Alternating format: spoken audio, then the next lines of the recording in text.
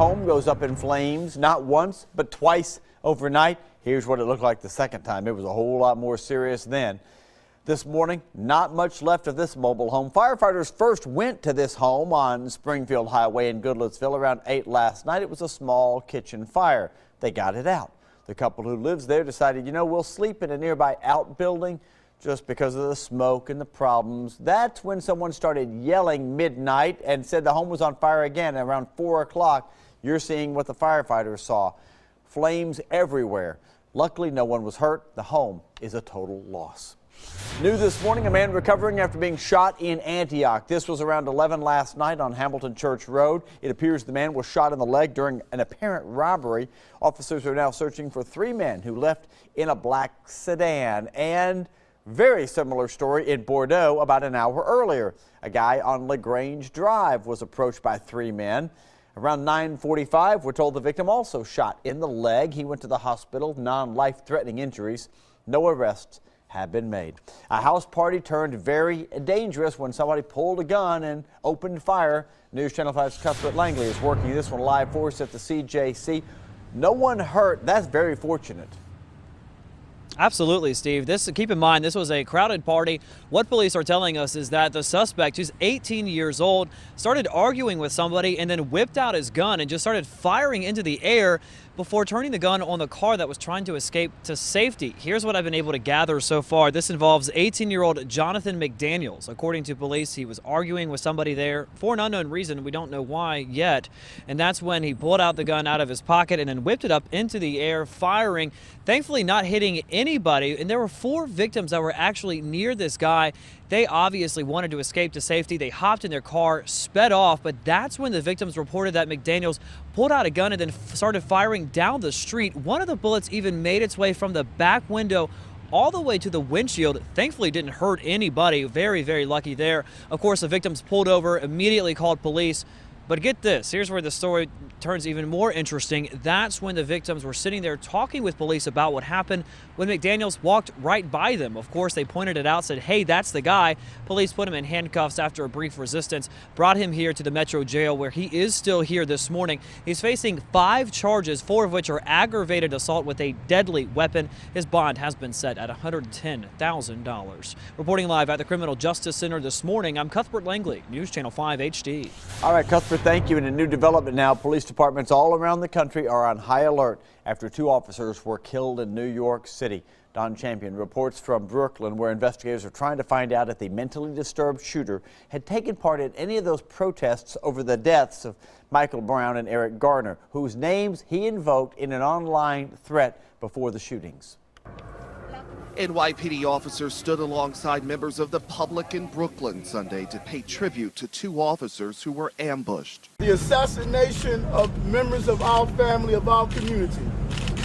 We all mourn together. 40-year-old Rafael Ramos and 32-year-old Wenjin Liu were shot and killed as they sat in their cruiser Saturday.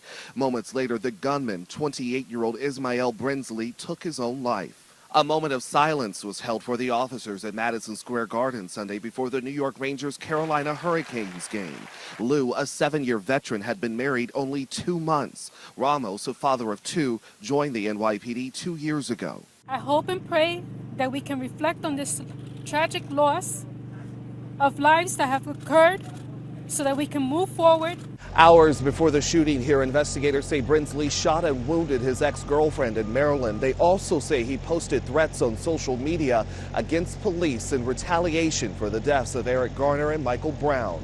The shooting happened amid growing outrage over police brutality. Today is about changing the system. This weekend, hundreds marched in Philadelphia while others shut down streets in downtown Cleveland. In the wake of this weekend's shooting, officers in New York City have been advised to work in pairs for their safety.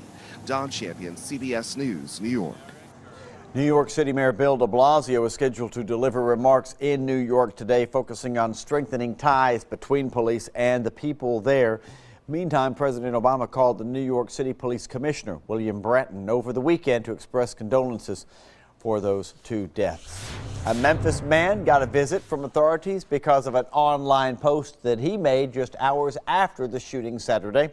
Darrell Lofton's Instagram post read, quote, "Good job. kill 'em all. I'm on my way to NY now. Hashtag shoot the police. 2 more going down tomorrow. Lofton was quickly taken in, questioned, and after determining that the threat was not serious, he was let go. He says he had been drinking and smoking pot, and it was in the heat of the moment. You know what I mean? Like that.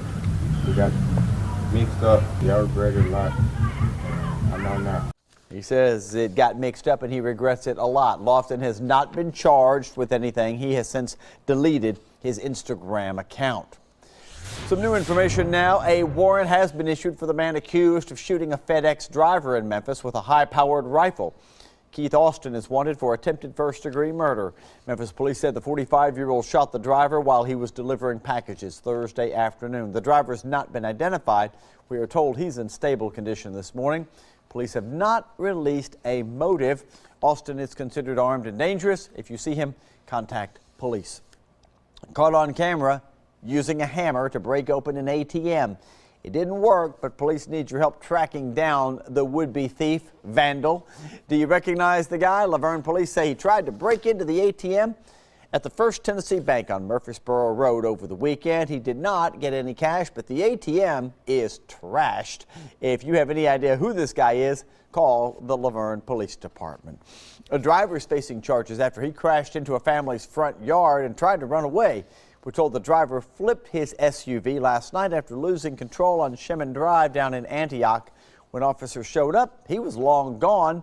They quickly tracked him down, though, and he may have lost a couple of teeth, we're told, in the crash. Ugh. He was not seriously hurt. Police think he was drunk at the time. He's now facing charges.